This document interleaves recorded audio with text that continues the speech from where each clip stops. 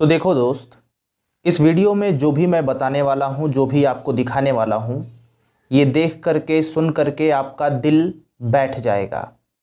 तो अगर आप दिल से कमज़ोर व्यक्ति हो, इस वीडियो को अभी छोड़ के चले जाओ। अभी मैं आपके सामने एक छोटा सा वीडियो क्लिप दिखाऊंगा आपको, और इसके पीछे की काली सच्चाई आप सुन करके दंग रह जाओगे। देखो इस क्लिप को। मेरा माँ बाप नहीं है, मेरा माँ बाप की बच्ची जीतू रिया तो दूर नहीं, तब प्लीज मेरी मदद कीजिए, कोई मदद कीजिए, प्लीज बताइए, प्लीज बताइए, नहीं, मुझे बताइए, मुझे बताइए, प्लीज मुझे बताइए, मुझे बताइए, प्लीज मुझे बताइए। इस वीडियो में जो लड़की है, जो डरी हुई है, चिल्ला रही है, ये आप इतना डरी हुई समझ सकते हो इसे कि ये डर करके अपने ही पैंट में पेशाब कर दी है। अब उम्मीद करता हूँ कि डर का अनुभव आपको हो चुका होगा कि वो मंज़र क्या रहा होगा। अगर जो वीडियो में चल रहा है इसे देख करके आपके मन में अभी तक अजीब सा हो रहा है, तो अभी रुकिए। आगे जो मैं आपको बताने वाला हूँ, इसको सुन करके मैं पहले बता चुका हूँ, दिल बैठ जाएगा। अभी तो जो आप देख रहे हो, आपको लग रहा है कि ये लड़की के साथ पहली बार हो रहा है, पर नहीं, ऐसा कई बार हुआ है। और किस तरीके से ये लड़की फंसी है चंगुल में, और किस तरीके से सालों ये काम चलता है, ज़रा ध्यान से सुनिए।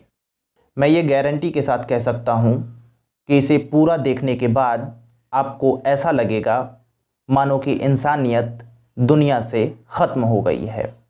सबसे पहले तो मैं आपको ये बता दूं कि दुनिया भर की मीडिया ने इस न्यूज़ को कवर किया और इस लड़की का नाम नहीं बताया, क्योंकि ये लड़की अभी जीवित है, तो लड़की का नाम छुपाना लाजमी है।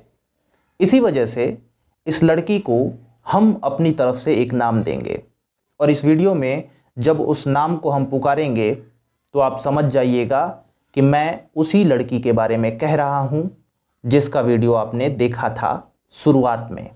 इस लड़की को हम नाम देते हैं विधि। अभी वीडियो में मैं विधि कहूँगा तो समझ जाइएगा कि मैं वही लड़की की बात कर रहा हूँ। खैर, ये कहानी की शुरुआत होती है एक नॉर्मल विधि के रूप में, यानी एक नॉर्मल लड़की के रूप में। विधि एक सबकी तरह नॉर्मल लड़की थी। उसे एक काम की तलाश थी और वो काम करने एक होटल में गई। खैर, काम करने क्या, अभी काम मिला तो नहीं था, काम मांगने होटल में गई। उस होटल का संचालन करता रवि राठौर था, और रवि राठौर ने विधि को काम पर रख लिया। आज विधि बहुत खुश है क्योंकि उसे काम मिल गया है एक होटल में। वो इस होटल में काम करेगी 1 महीने की 10,000 सैलरी पर। खैर, विधि अभी अनजान है कि यही होटल इसकी ज़िंदगी बदलने वाली है। कुछ समय बीतता है और एक दिन विधि नहा रही होती है, और विधि की महिला मित्र वहीं पे होती है, और वो चुपके से विधि की नहाते हुए वीडियो रिकॉर्ड कर लेती है, और वही वीडियो ले जा करके होटल के संचालनकर्ता रवि राठौर को दे देती है। यानी यहाँ पे साफ शब्दों में कहें तो दोस्त ने दोस्त को धोखा दिया। यानी विधि के दोस्त ने विधि का ही तस्वीर लिया, वीडियो लिया, और होटल के संचालनकर्ता को दे दिया।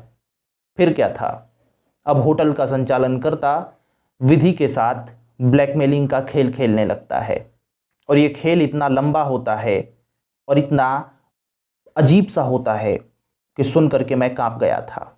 खैर, क्योंकि वीडियो अब हाथ लग चुका था संचालनकर्ता रवि के हाथों, तो रवि के मन में एक प्लान होता है, और रवि अब स्पा सेंटर खोलता है। अब जो भी लोग स्पा सेंटर में आते थे, अगर उनकी डिमांड वैसी कुछ होती थी तो विधि उनके पास जाती थी और वो सब करती थी। उसे करने के लिए मजबूर किया गया था क्योंकि रवि के पास उसकी वीडियो थी। पहले तो ये कहा गया विधि को रवि के द्वारा कि विधि, तुम ऐसा काम करोगी, तुम्हें पैसे ज़्यादा मिलेंगे। विधि मना कर देती है और उसके बाद विधि को कहा जाता है कि अगर तुम ये सब नहीं करोगी तो ये वीडियो वायरल कर दिया जाएगा। ये वीडियो है हमारे पास और अब डर करके विधि ये सब काम करने के लिए तैयार हो जाती है।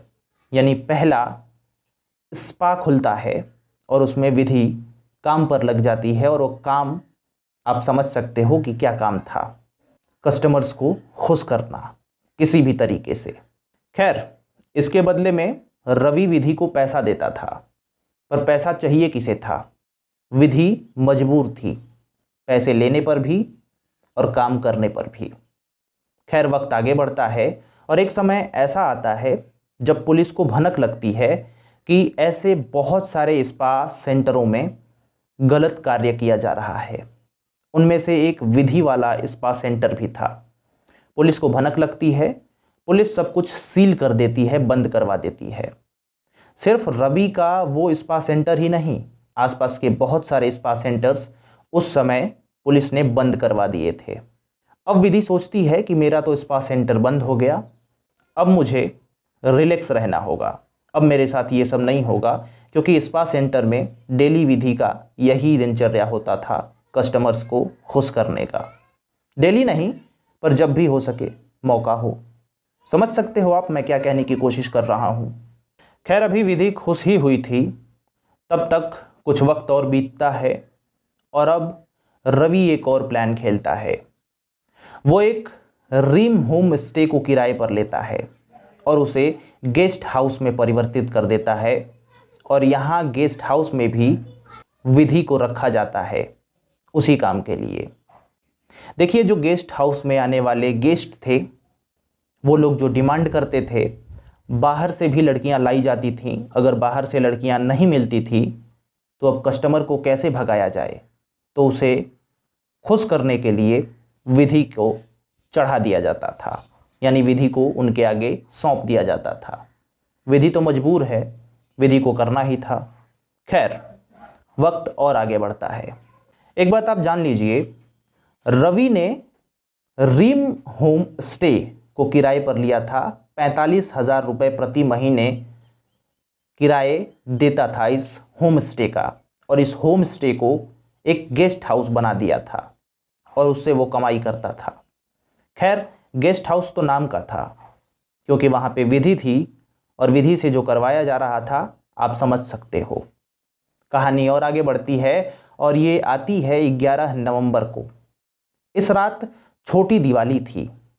छोटी दिवाली के समय विधि अपने घर पे होती है, लेकिन उसे बुलाया जाता है वहीं गेस्ट हाउस पर और कहा जाता है कि विधि आओ, आज दिवाली है, पूजा करेंगे और प्रसाद लेके घर चले जाना, मिठाइयाँ वगैरह, क्योंकि स्टाफ्स को दिया जाता है मिठाई। इसीलिए विधि गेस्ट हाउस पर चली आती है मिठाई लेने और पूजा करने। पर विधि को शायद थोड़ी सी भी भनक नहीं थी कि यहाँ पर कुछ और भी होने वाला है। जब विधि यहाँ गेस्ट हाउस पर पहुँची तो वहाँ पर सोनू, जितेंद्र, मनीष, रवि, छोटू और एक लड़की रिया, फिर एक आदमी अशोक, इसके अलावा 2 लोग और थे। और ये 2 लोग कस्टमर्स थे। आप समझ गए होंगे कैसे कस्टमर्स। यहाँ पे विधि को 5,000 रुपये 5,000 रुपये दिए जाते हैं दोनों कस्टमर्स की तरफ से, जहाँ तक मुझे नॉलेज है। और उसके बाद विधि को उस छोटी दीपावली के दिन कस्टमर के साथ में कमरे में बंद कर दिया जाता है। फिर कस्टमर वही करता है जिसके लिए उस गेस्ट हाउस में वो रहता है। जो डिमांड थी, विधि को बुलाया गया ये कह के कि आज पूजा और तुम अपना मिठाई लेकर के जाओ, पर विधि को अब डाल दिया गया एक रूम में। खैर, विधि अभी भी ब्लैकमेल के जरिए दबी हुई है। विधि ये सब कस्टमर्स के साथ करके निकलती है और वो घर जाने की फिराक में होती है। लेकिन बाहर जितने लोगों का मैंने नाम बताया, वो सभी लोग विधि को रोकने लगते हैं, प्यार से नहीं तो जबरन भी, और उसे रात भर रुकने के लिए मजबूर करने लगते हैं। अब विधि को कहीं ना कहीं समझ में आ चुका था कि यहाँ पे मेरे साथ क्या होने वाला है। विधि चिल्लाती है, चीखती है, पर गेस्ट हाउस तो इन्हीं का था और सारे लोग यहीं पे थे। तो कोई भी नहीं सुनता। खैर, कहते हैं ना कि भगवान हर जगह मौजूद है, अगर वो ना चाहे तो कुछ ना हो और चाहे तो सब कुछ हो। खैर, विधि बहुत ज़्यादा विरोध कर रही थी, उसका शोषण तो हो ही रहा था। खैर, विधि के विरोध करने पर, चिल्लाने पर जो गेस्ट हाउस था उसके बगल में जो कॉलोनी होती है, जो अड़ोस पड़ोस में लोग रहते हैं, उन्हें ये आवाज़ें सुनाई देती हैं। उन्हें कुछ लगता है गलत, क्योंकि जहाँ पे ये सब होता है ना, आसपास के लोगों को पता चल जाता है कि यहाँ पे माहौल कैसा है। और उस छोटी दीपावली के दिन जब सभी लोग त्यौहार के मूड में थे, उस समय ये चीखना चिल्लाना सुनते हैं तो वो गेस्ट हाउस की तरफ बढ़ने लगते हैं। लेकिन उनके मन में ये ज़रूर चल रहा था कि अगर हम लोग ऐसे ही वहाँ पे पहुँच गए तो हम लोगों को ये लोग फंसा देंगे। इसीलिए वो गेस्ट हाउस के गेट से पहले ही जो भी लोग उसमें पहुँचे थे, उन लोगों ने अपना मोबाइल कैमरा ऑन कर लिया प्रूफ के लिए।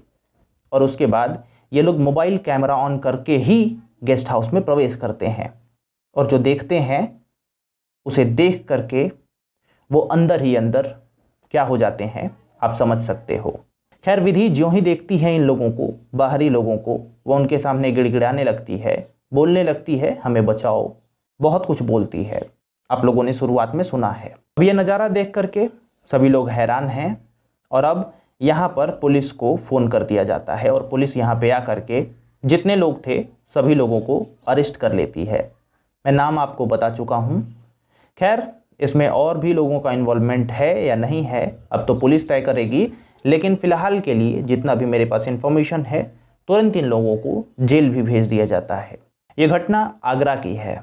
अगर मैंने शुरुआत में नहीं बताया तो मैं अभी बता रहा हूँ, आगरा के होटल की। अगर आपको और भी ज़्यादा जानकारी लेनी है, ऐसी ही वीडियोज़ देखनी है जिससे आपको इन्फॉर्मेशन मिले, आप जीवन में सतर्क रहें और इस दुनिया को सही से पहचानें, क्योंकि हमारा मकसद यही है कि हमारी वीडियोस देख करके आप इस दुनिया को सही से पहचानिए।